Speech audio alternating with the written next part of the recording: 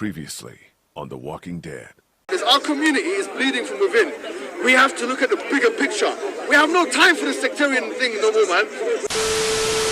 Whether you're Deobandi, whether you're Ikhwani, whether you're Salafi, whether you're moderate Sufi, Ghazali, Sufi, all of them, they have khair in them. Find your jama'ah that appeals to you, stick with them, and then be quiet about other Muslims. It's not the priority. But now pay attention, my brothers and sisters. The ones who Allah referred to as Muslims, were they the Shia Muslims of today? Were they the Hizb al-Tahrir Muslims of today? Were they the Ikhwan al-Muslimin Muslims of today? Shut up! Priorities are more important than differences. You shut up! This is why you men are finished! Listen! Out on the earth! You say, leave the differences aside and let us unite. That is exactly what the Ikhwan al-Muslimin say. Which is a sect, deviated sect, misguided sect. نجتمع فيما اتفقنا عليه ويعذر بعضنا بعضا فيما اختلفنا فيه. We unite upon that which we agree with, and we overlook the mistakes of each other. No. We unite upon the truth.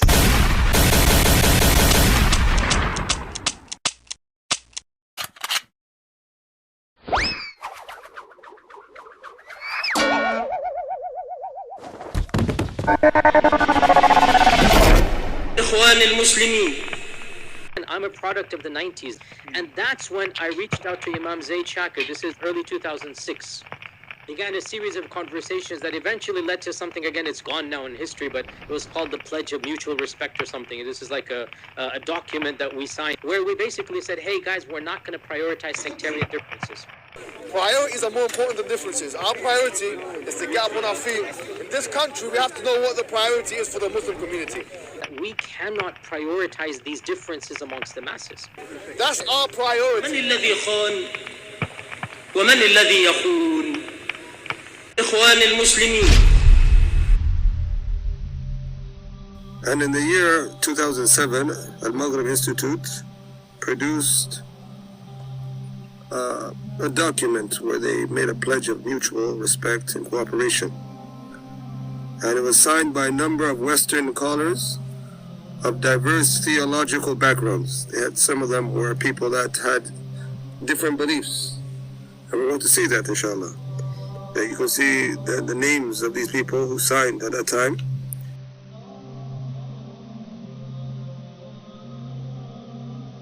And from the people who signed to that pledge to work together, Suhaib Webb. Expose me and I give you an all 31 favors. All 31 favors. إجازة عامة وإيه؟ إجازة عامة. يا سلام. I don't subscribe to the Salafi manhaj. I'm Sufi, Ash'ari, Azhari. The Prophet's camel sat down, and the companions started joking with him. Yo, what's up? Ya messenger of Allah, what's happening here? Because I told a lot of you from Masjid Farouk, Sheikh Faqih's Masjid, we shouldn't call them companions. What should we call them? Can't hear you, man. Homeboys. No, the homeboys of the Prophet. Not his companions. Sound like Star Trek. And I'm a big fan of Star Trek. And so, speak in the language of Star Trek. Mr. Sulu is the companion of Captain Kirk. So if the Klingons would show up, Mr. Sulu was like, I'm going to be down in the day. And when you talk like that, people start getting scared. Oh, he's trying to Americanize the religion. I am trying to Americanize the religion because I live in America. I must say you do not fit the preconceived notions that some might have of what an imam is. You're also American-born, and I'm told that you are, the people who write about you say that you are trying to develop an American-style Islam. What's that about? I am trying to Americanize the religion.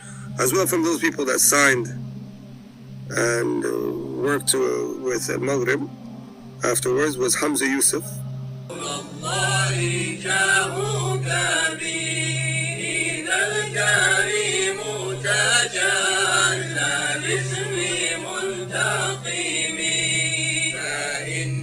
من جودك الدنيا وضرتها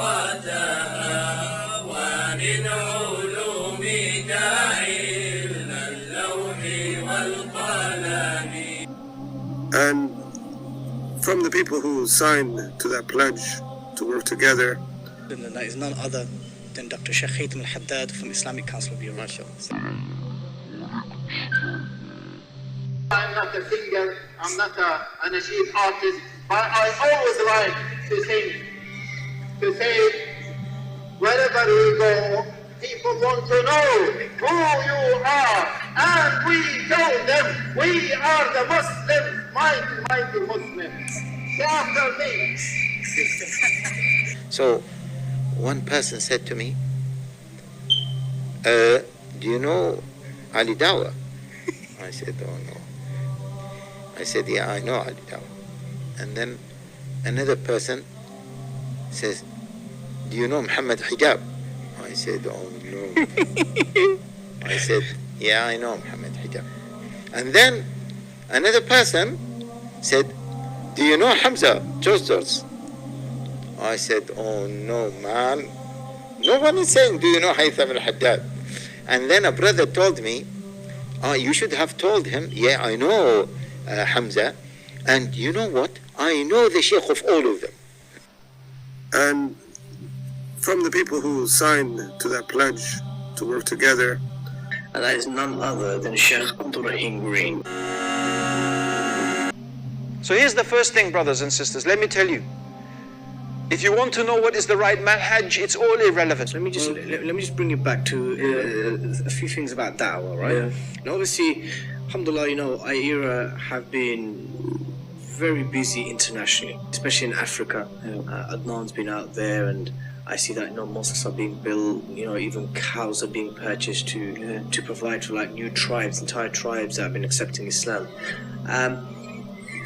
I couldn't help, besides actually applauding IERA with the permission of all the great work that they're doing, but I couldn't help this connotation I had with the way the Europeans landed, with the Bible on the one hand, bread on the one hand, and then kind of like rinsing their resources. Now, I'm not saying IERA is doing that, by the way, because there is no state behind IERA to be doing that. IERA is going to give them dawah. But do you think there is an element of evangelizing or Christianizing the da'wah when you land in a place like remote in the Amazon or in Africa? Well, listen, just hang on a sec, Dewey. Hold your horses, pull in the reins, yeah? Okay. You can't just slip in two words together as if they're entirely, completely synonymous. Evangelizing, yeah, and Christianizing, and like... Okay, so tell me, what's the difference between the two? Well, you tell me, what do you mean by Christianizing? and from the people who signed to that pledge to work together, Walid al-Basyuni. How come a sheikh will make an act and ritual like this? Ya Habibi al-Sahaba radiyallahu anhum. They said, اجعل لنا ذات أنواط كما لهم ذات أنواط. أصحاب النبي صلى الله عليه وسلم. They said, Ya Rasulullah, can you get us a tree to bless our swords? And the Nabi sallallahu alaihi wasallam was angry at them, said, how come you say something like that? Even a Sahaba did something that it can be, it's an active form of shirk. He defended the pledge and he clarified his support for it. From what he was asked during the interview was, how could we work with Ash'aris? So he replied back by saying, we have worked with Ash'aris throughout history. The whole Ummah united behind Salah ad-Din Ayyubi, who was Ash'ari. But this is the answer to justify working along with Ash'aris. We have no time for the sectarian thing no more, man. You can either be Salah ad-Din al-Ayyubi, or you can be someone else. Now we need Salah ad-Din. Now we need Salah ad-Din. Now we need Salah ad-Din. Today is the day of Salah ad-Din. We need the guy that unites the people behind them, yeah? And then from that we can move forward as a Muslim community. Firstly, this statement is incorrect. Salah ad-Din Ayyubi, he wasn't from the scholars, he was just a warrior in Islam, man position, and he was excused. Primarily that time, in that area, much Ash'ariya was widespread. So this is irrelevant to the topic. We're speaking about the affair of da'wah. You sitting along with different deviant speakers, with different backgrounds, and sharing the same platform with them, calling to the belief of Ahlul Sunnah wal Jama'ah, yet you contradict it by sitting along with this person who calls to the opposite. بسبب هذا لأنهم باطنيا متفقون على رفع الإسلام ظاهرا والكيد الإسلام وأهله باطنا.